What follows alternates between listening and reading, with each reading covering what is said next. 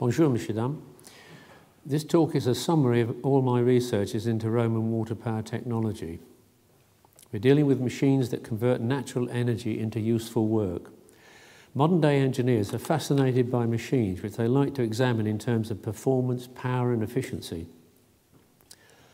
The writer believes that it is possible to make use of modern theoretical knowledge and experience of water power generation and of its applications in order to learn more about the performance and behaviour of Roman machines. The fact that the Romans did not have any such theoretical knowledge is irrelevant.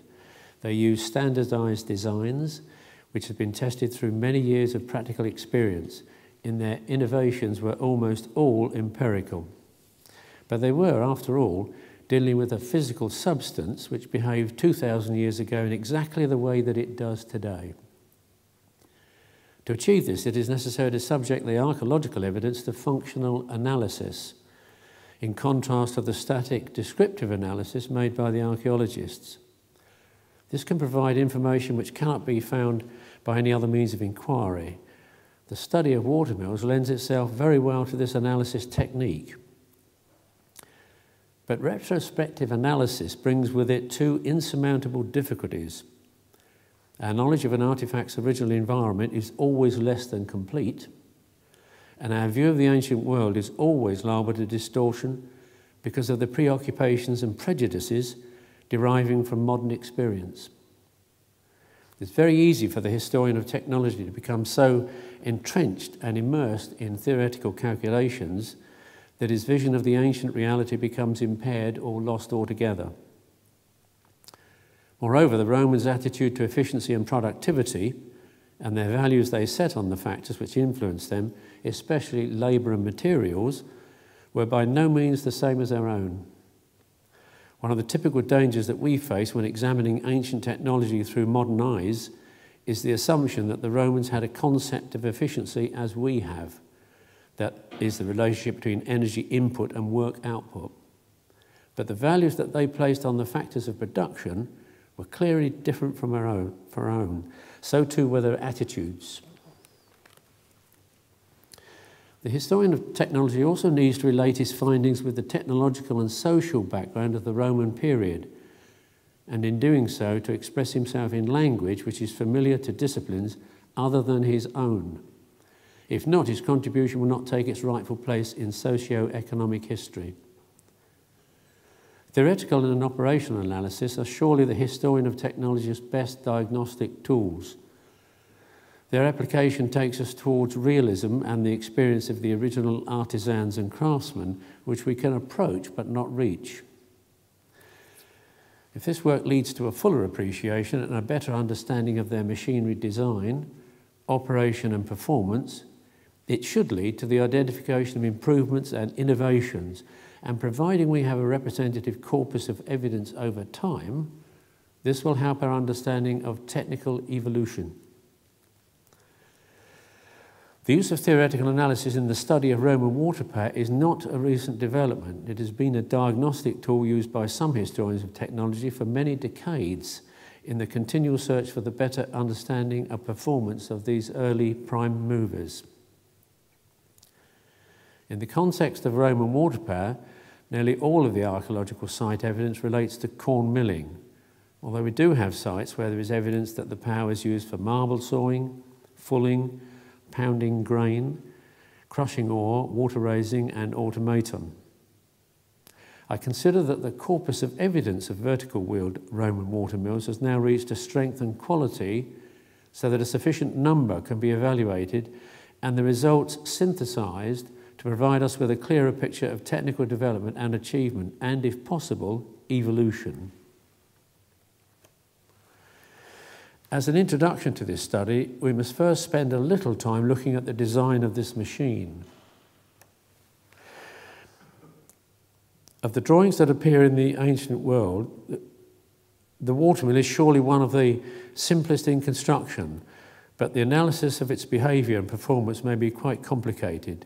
The horizontal watermill has only one rotating integral mass, but in a vertical wheeled watermill, the machinery and its behaviour is somewhat more complex. There are two rotating masses, usually connected by gears of different sizes, so that masses rotate at different speeds, directly related to the mechanical ratio of the gears. Of course, with a fixed gear ratio, these two rotating masses can be treated as one mass. But the difficulty is in determining the mechanical ratio, which has to be considered as a variable of unknown quantity in the initial stages of the analysis.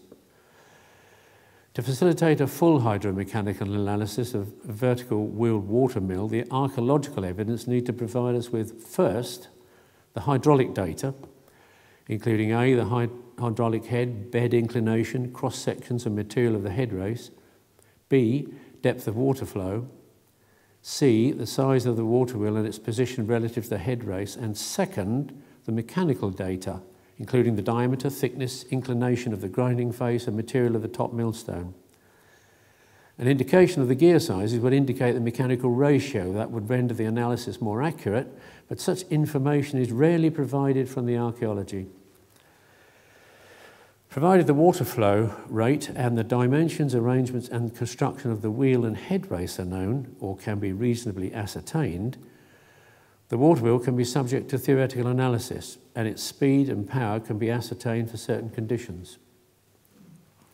From the hydraulic data, the power developed at different wheel speeds can be determined, and from evidence of the top moving millstone, the power necessary for different wheel speeds and mechanical ratios can be assessed. When these are combined on one graph of power versus speed, the balance of power can be identified. Unfortunately, a few ancient watermill sites provide sufficient evidence to allow a complete hydromechanical analysis. However, several other sites provide limited evidence that nonetheless allow us an insight into the design of the machinery and its potential performance. Bearing resistance, both for the wheel shaft journals and the footstep bearing, whether of iron or bronze resting in hardwood or stone, present no difficulty and can be calculated using known and established coefficients for sliding friction. The resistance of the gears is more problematic. Archaeological evidence of Roman gearing systems is rare, but the finds of Zugmantel, Haggendorn and Barzan, together with the friction mark evidence at the Athenian Agora and the baths of Caracalla, shows that we are dealing with crude, rudimentary types of gear. The best projection that can be made show that the combined friction losses for the bearings and gears represent a small part of the whole friction in the mill, in the order of 8 to 9% of the total wheel shaft transmitted. But it is the millstone that absorbs perhaps 90% of all friction losses. And in calculation of the power necessary to drive a pair of millstones, the coefficient of friction of motion is critical, having great effect upon the result. Millstones have a complex behaviour influenced by several variables, some embodied in their design and others in the condition and flow rate of the grain. Unfortunately, our knowledge of millstone behaviour, especially the earlier, cruder profiles and dressing styles of Roman stones, is virtually nil. Because of its vesicular nature, hardness and tenacity, lava stone is a first-class material for grinding grain. Of all the different stones used for grain milling, lava stone was probably the most used and has been found in many provinces of the empire. It was for this reason that the writer decided that lava stones should be used in an experiment to determine the coefficient of friction for Roman-style millstones. We've recognised that the coefficient of grinding is important because it is the dominant component of the power necessary to maintain motion of the mill machinery. Mechanical theory tells us that the power absorbed by millstones can be calculated knowing the size and weight of the top stone, the inclination of the grinding face, and most important, the coefficient of grinding. I therefore resolved to determine the coefficient of grinding using a laboratory test using 60 centimetre diameter rotary lava millstones replicated in design to match typical dressed Roman millstones. During 1985, I designed and commissioned the making of a pair of millstones from Mayen near Koblenz. These are the lava fields that the Romans exploited for centuries for their millstones and querns. At Mayen, the porosity of the lava varies according to the depth and the position of the deposits. The deeper the deposits, the less porosity, and the smaller the gas cavities become. The millstones were taken from the same strata that the Romans used, and the design of the grinding faces was influenced by extant Romano-British stones and specimens in the Saalburg Museum. The grinding experiment was facilitated by a rig table on which the millstone sat and driven from a 1.5 horsepower motor and integral gearbox via pulleys and gears. The driver gear was a contrate face gear with pin-tight wooden cogs engaging a 6-stave lantern gear. The millstone spindle with a 2-winged rind was supported via a footstep bearing carried on an adjustable bridge tree to allow gap adjustment between the stones. British wheat was used for the grinding experiment with a moisture content of 16%. Various samples of meal were taken at different feeding rates at constant speed and with the full weight of the top stone. The results were analysed. This figure shows the product fractions at different flow rates.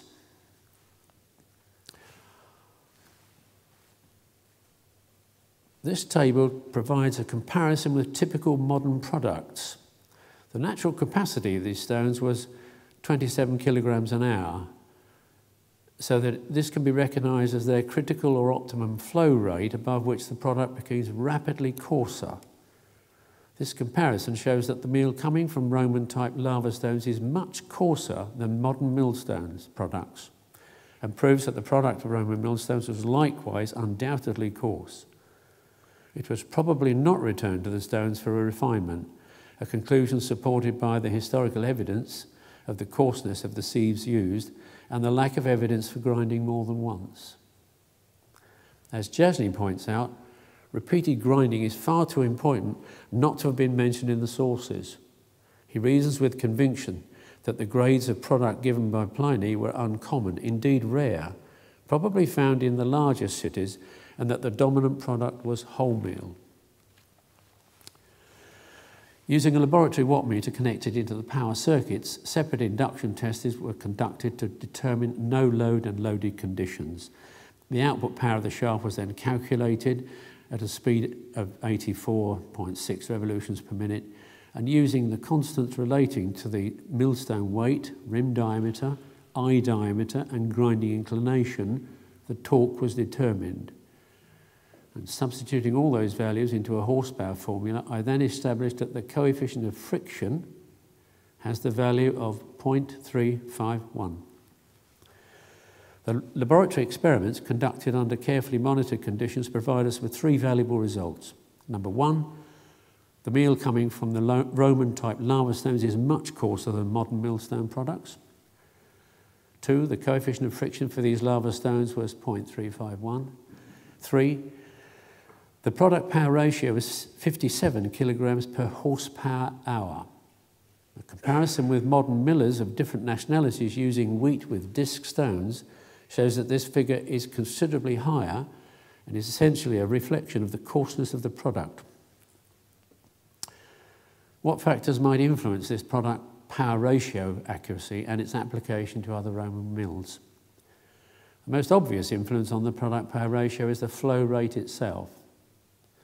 From that earlier figure, which shows that the product fractions at different flow rates, let's just drop back down, we have identified what appears to be a natural capacity, a flow rate limit up to which the fractions are fairly constant. Above this, there is another range of flow rates where the fractions remain more or less constant, but where the product is very much more coarse. This variation in product refinement relates to a production power ratio of 66 to 93 kilograms per horsepower hour. Although the change from the lower flow rate to the greater would be very noticeable to a miller by virtue of a sudden increase in the coarseness of the meal issuing from the stones, we cannot take for granted that product refinement associated with the lower flow rate was generally adopted. For the purposes of this study, the production power rate of 53 kilograms per horsepower hour has been adopted for lava stones. But if a coarser product was accepted, then the production could have been increased by up to 75% using the same power. This fact has great implications for our study. Having established a coefficient of friction, it is possible to determine the power necessary to drive different diameter lava stones at different speeds. Furthermore, the results allow us to estimate the production rates of those Roman water mills where we have evidence of the size of the top-driven millstone. I'd like now to look at some Roman vertical-wheeled water mills. The general order in which these sites is presented is first, sites that generate power by weight of water, often called bucket wheels, followed by those sites where power was generated by impulse, using wheels with radial paddles. In the early parts of the impulse section, wheels have relatively low velocity impacts are presented first, followed by faster wheels. The order towards the end of the section then becomes more distinct as increasingly fast impact velocities occur, leading to high head, accelerated head races. The unusual Vinafro wheel provides a fitting finale to this study of archaeological evidence. These impressive remains of a Gallo-Roman corps have understandably attracted the attention of a number of archaeologists and historians, both of economics and technology. Constructed in the early 2nd century AD and working until the early 4th century AD, the building housed 16 water wheels arranged in 2 parallel cascades down the scarp slope of a hill. Its limestone walls and aqueduct, hewn from nearby quarries, have withstood the kind Provençal climate and the stone robbing of man to leave enough indisputable evidence, especially in the lower mill chambers, to allow a theoretical reconstruction of its building and machinery. Careful surveys of the northeast chambers show that the water wheels were 2.1 metres in diameter and 75 centimetres wide. The position and thickness of the calcium carbonate or sinter deposits and the geometry and design of the waterways confirms that the wheels were the bucket type, where the power is generated by the weight of water carried. The consensus of historians is that the water passed over the shaft of the barbacore wheels. Critical to this analysis is the water flow rate entering each of the 2 parallel cascades of water wheels. The section of the aqueduct just upstream of the mill gives us guidance on the probable flow rate, and I've adopted Salin's proposed figure of 0.15 cubic metres per second as the flow rate into each wheel. This is the minimal reasonable flow rate that I believe existed during the late phase of Barbichel's operational life. Using the critical dimensions of a water wheel, a space diagram drawn to scale helps to resolve the torque components for each bucket. This allows us to calculate the theoretical torque generated by each bucket and the total torque generated by the wheel. However, before we can use this figure in a power calculation, we need to consider the operational speed of the wheel and the effect of centrifugal force. Water wheels driven solely by weight of water have a rim velocity ranging from 1.2 to 2.3 metres per second. The smaller the wheel, the faster its rim velocity. I've calculated that a reasonable figure for the rim velocity of the Barbicol wheels is 2 metres a second, which is an average coming from many recorded sources. This represents a wheel speed of 18.3 revolutions per minute, fairly fast. At this speed, and with a flow rate of 0.15 cubic metres per second, the maximum theoretical volume of water that a bucket can receive without spillage is just over 30 kilograms.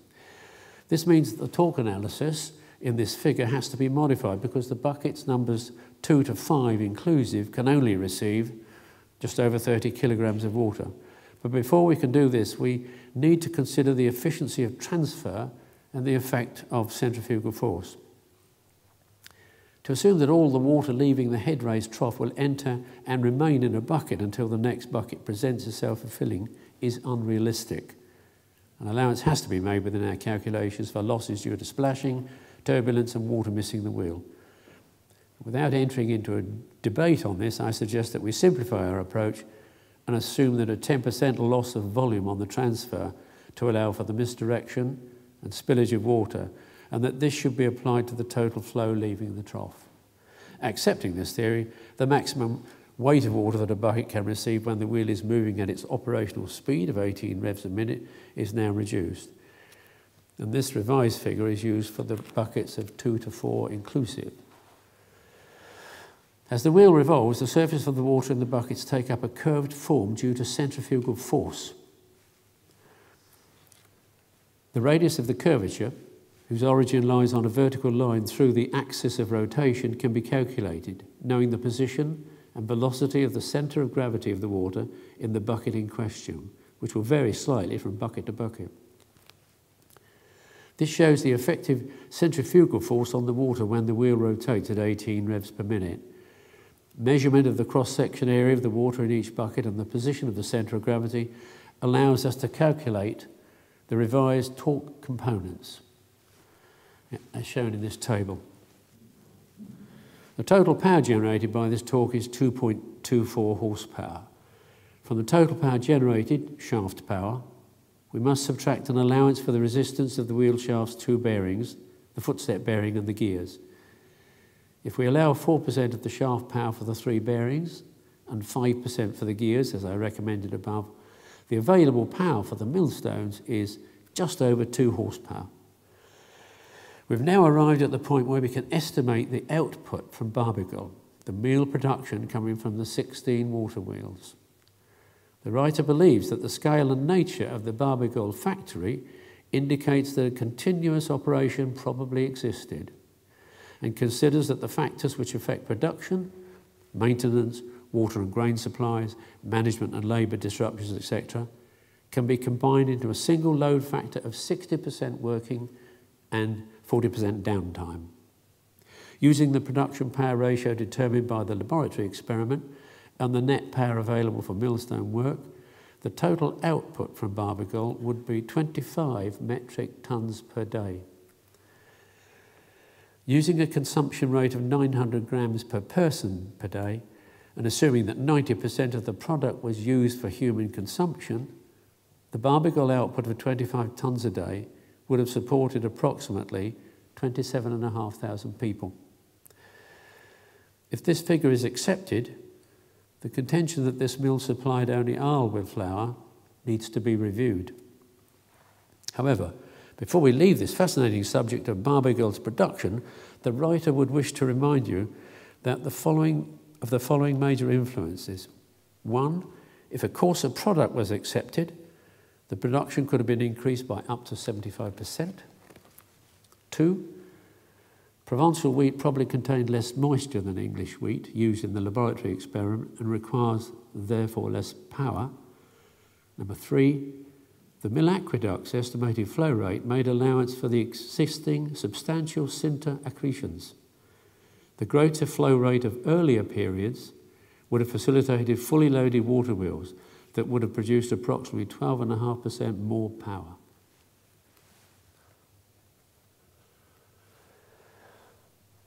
There's an artist's view of a typical water wheel chamber.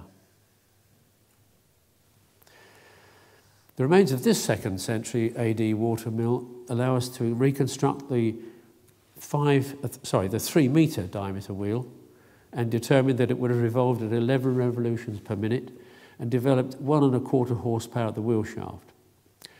The fragments of several millstones shows us that the wheel was quite capable of driving the lava millstones at, say, 120 revolutions per minute when they would have absorbed 0.92 horsepower.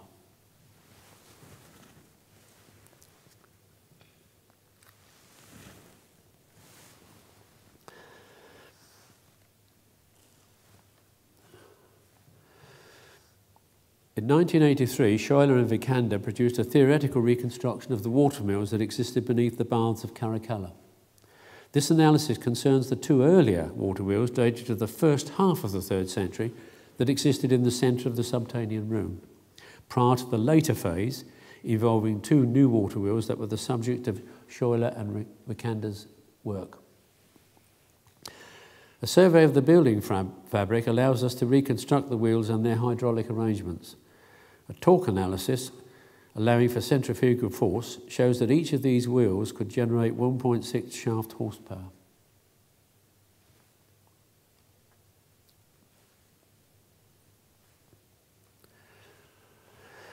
This is an example of a typical timber structure Roman water mill having earth-fast foundations.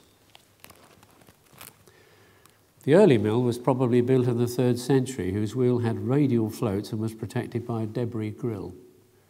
The mill's footprint suggests that the wheel may have powered 2 pairs of millstones, but the hydraulic arrangement suggests that they probably did not operate simultaneously.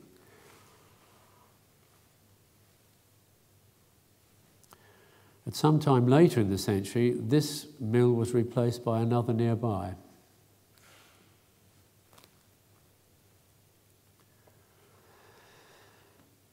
During excavations from 1967 to 77 in the ancient port of La Bourse in Marseille, some unusual remains of the late 5th century AD Roman watermill were found, which provide us with valuable insight into the design and construction methods of a bucket wheel.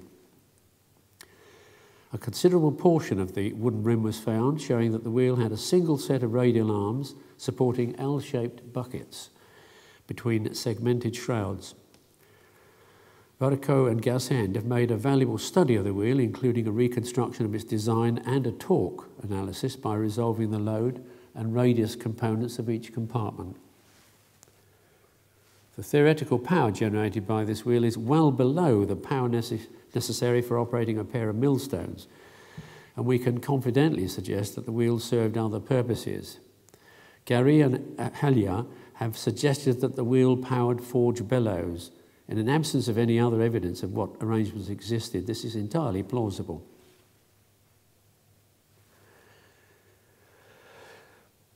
The remains of at least 3 Roman watermills were found near Ickham, Kent, in England. All of the mills had earth-fast foundations of posts and ground plates. The earliest site was a mid-3rd century, whose remains indicated a small undershot wheel with radial paddles.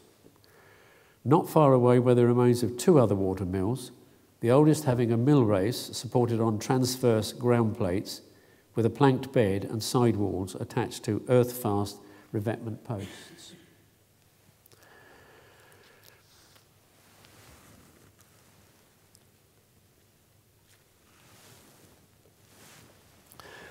This mill was replaced by another a short distance away upstream, with a similar mill race structure showing that both mills had wheels with radial unshrouded floats, which can be seen as low-velocity impulse wheels having relatively high volume water flows.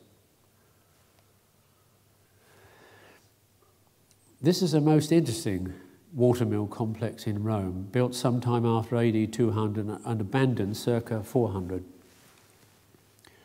Andrew Wilson's excavations show that 2 parallel mill races were taken from the aqueduct. The southern race powered a single large wheel, and the northern race a series of probably 4 undershot water wheels, all positioned close together. With impulse wheels in close series, the wheels interact upon each other, and a provisional hydraulic analysis supports the conclusion that the generated power varied from wheel to wheel, reducing moving downstream. A Roman watermill surely existed at Dasing, where lava millstone fragments and a group of earth-fast posts dated by dendrochronology to AD 103 to 112 were found beside an ancient watercourse. The dating makes this site one of the earliest Roman watermills found to date, but unfortunately the evidence was either very disturbed or limited, for no detailed records exist, and it is not possible to advance the examination of the hydraulic arrangements. However, this case study concerns another watermill found close by that is Merovingian and not Roman. The reason why this is included in this collection of evidence is that it does provide a parallel to several other Roman watermills and gives us a rare insight into impulse wheel design.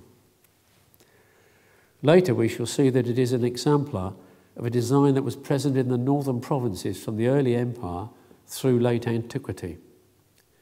The most valuable and unique evidence from the site was the remains of the waterwheel's annular rim and several wooden paddles. The curved fragment of the rim, pierced with through mortises, together with the remains of at least 2 paddles, shows that the wheel was probably close to 2.33 metres in diameter with 24 radial paddles. It has not been possible to determine the gradient of the approaching head race, but it is likely that this was an accelerated head race. To drive the 56 centimetre diameter topstone found at the site at 90 RPM would require an impact velocity on the paddles, assuming that the full face area was used, of roughly 2.9 metres per second.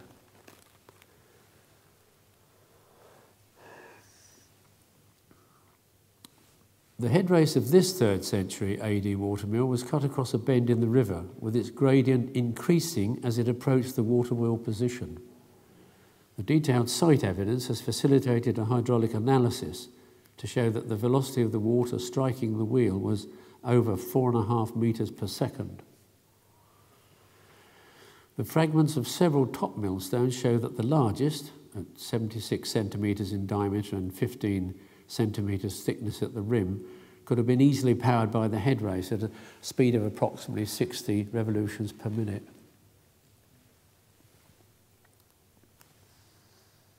There's an artist's view of the section of the mill.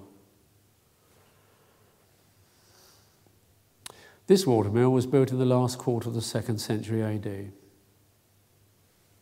Numerous fragments of wood that were found have been identified as parts of at least 3 different water wheels, all having radial paddles with tapered shanks, mortised into wooden wheel shafts.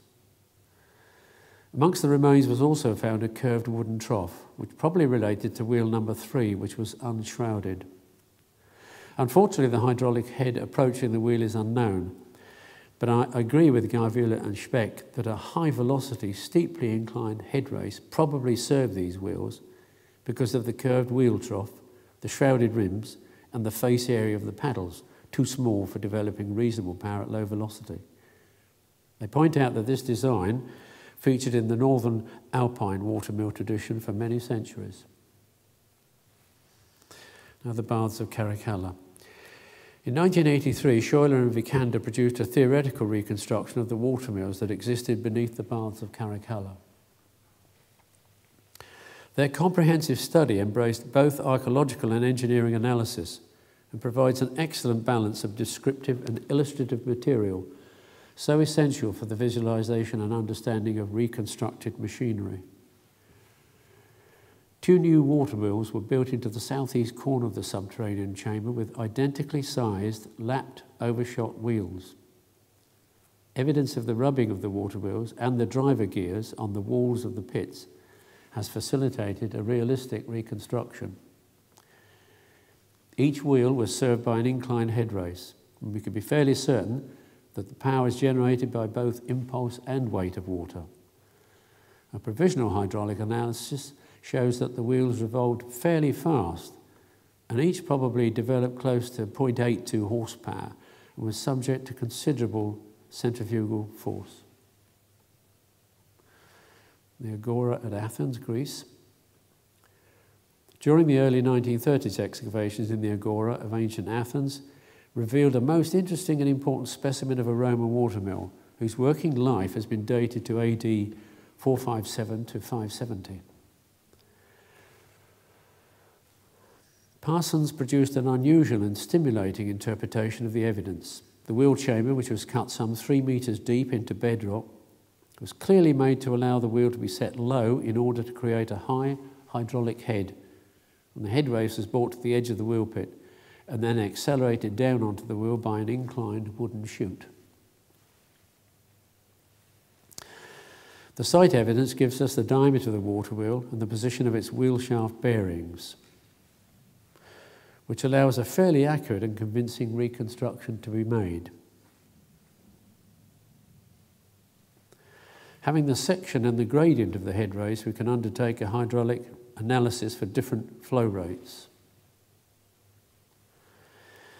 This confirms that the velocity of application was high, which suggests that the power was generated by impulse rather than weight, and the wheel probably had radial floats. Losnik, Germany. At Losnik, during 1978, archaeologists found evidence of 2 water power sites on the same small, steeply graded stream, close to a Roman villa farmstead, which has been dated as being occupied from the late 1st century to early 5th century AD. Both of the watermill sites have been related to the nearby Roman buildings by inference. No clear dating evidence was found, probably because the occupation horizons were eroded away in this steep-sided, ravine-like valley.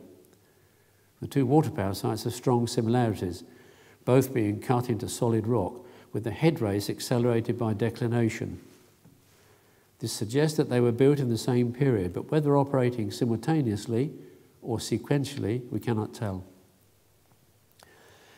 At the lower mill site, the rock face has been cut to create an accelerated head race, whose profile on the axis of the stream is concavo-convex.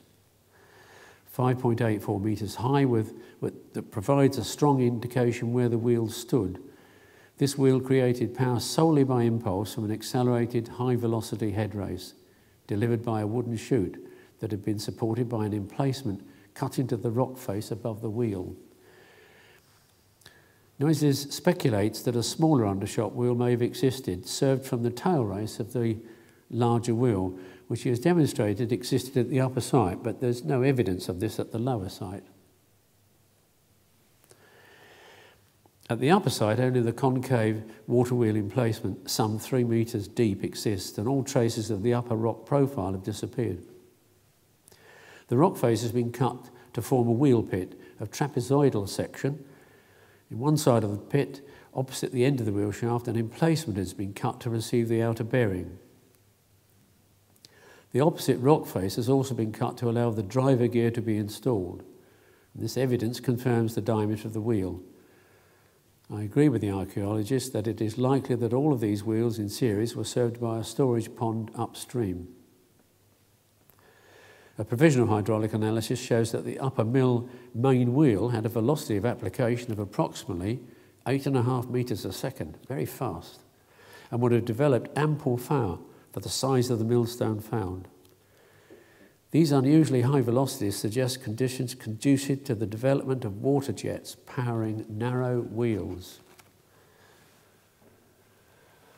Now the famous Venafro site. Giacono's report of the Venafro wheel deserves greater attention than historians have given it.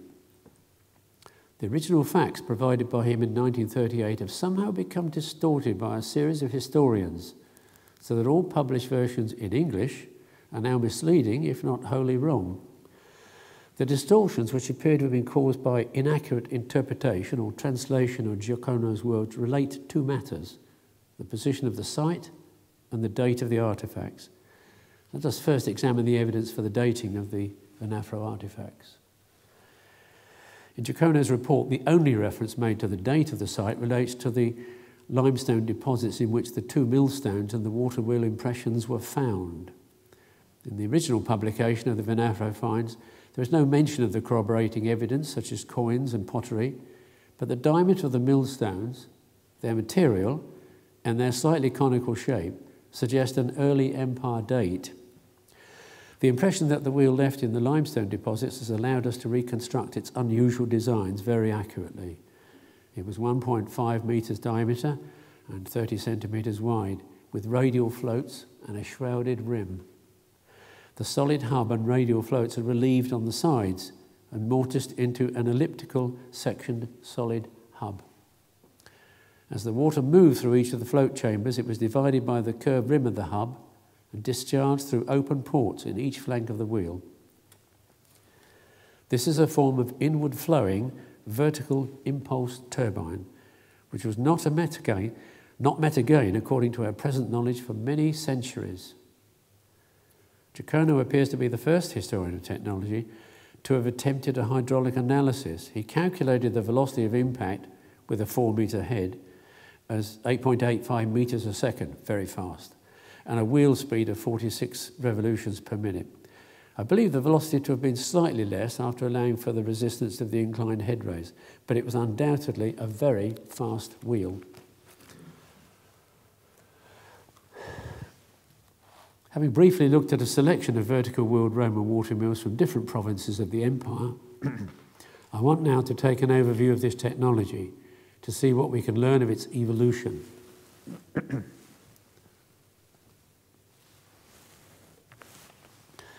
Over the last 40 years or so, I've examined a great many of these watermill sites, using, where possible, hydraulic and mechanical analysis to learn their power and performance. During this work, I've realised that there are certain natural phenomena that I believe tend to accelerate the evolution of this technology. The first phenomenon, although very basic, has great implications to our inquiry. If a force F created by a flow of water at a constant velocity is applied to the radial floats of a wheel of radius R1, the power of the wheel is proportional to the product of the speed and torque, torque being the force by the radius. If the same force, F, acting at the same velocity, is applied to a smaller radius, R2, the torque reduces, but the speed of rotation increases. In fact, they balance each other exactly, so that theoretically, the power generated is constant. This means that a smaller diameter impulse wheel can theoretically generate the same power as a larger wheel when receiving the same flow and velocity. But the reduction in wheel diameter brings distinct constructional and operational advantages. The smaller wheel involves less material and labour in its making, and being lighter has less bearing resistance. Its higher speed facilitates either greater millstone speed or, more likely, a lower mechanical ratio to achieve the same stone speed. Moreover, whereas a larger impulse wheel is likely to occupy most of the available head of water, a smaller wheel in the same position can be set lower and thereby enjoy a greater impact velocity from the steeper slope of the head race. Now let us turn to the second phenomenon. This figure is a graph showing the theoretical potential horsepower of water flows impacting against paddles that are normal to the axis of flow. The results are based on a recognised formula for calculating horsepower. This is a valuable graph.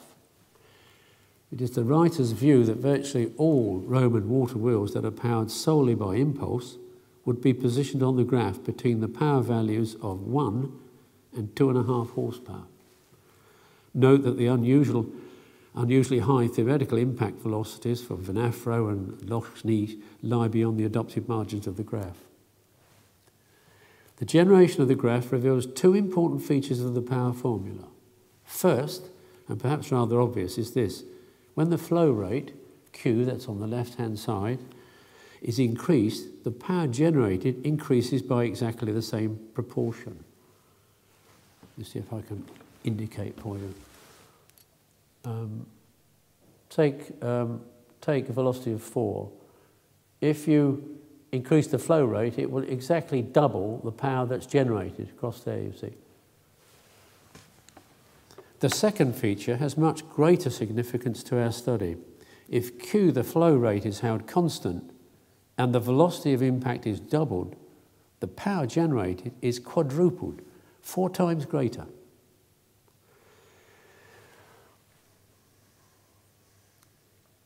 Like that. It's indicated in red on the screen. Thus, a considerable advantage is gained by accelerating the head race. When the Romans created accelerated head race, they must have been aware of some basic hydraulic behaviour, certainly of how velocity increases with the height of fall. Whether or not they understood why this occurred, or the natural laws that related to this phenomenon, matters not. We might also credit them with recognising that with this increased velocity comes greater pressure or force, and that the same effect could be produced by increasing the weight of water or volume of water flowing. They may not have had an understanding of the relationships between velocity, mass and energy they can produce, but this does not mean that they were not conscious of such forces. Their everyday use of such things as pile drivers and battering rams would have provided them with an understanding of the effects and relationships between velocity and mass. All this was within the daily experience of artificers. I can now conclude with my hypothesis, which comes from an interpretation of physical laws. It is that man, when exploring water power, will have discovered and then used certain natural phenomena in a predictable order, which in turn resulted in smaller, faster prime movers. I believe that the archaeological evidence that we presently have supports this theory. The corpus of vertical impulse wheels includes several specimens whose diameter is relatively small, including Barbegal, Venafra, Caracalla, late, Icum, Janiculum and Hagedorn. Most of these are dated to the 2nd and 3rd centuries AD, and having regard to their widespread distribution throughout the empire, suggests that the advantage of using small diameter impulse wheels was recognised and well practised by that time. I also believe that the development of Roman water power was empirically driven, advanced by practical necessity rather than by search for efficient performance. Now, a full account of my hypothesis can be found in the international series of British archaeological reports. Thank you very much for listening.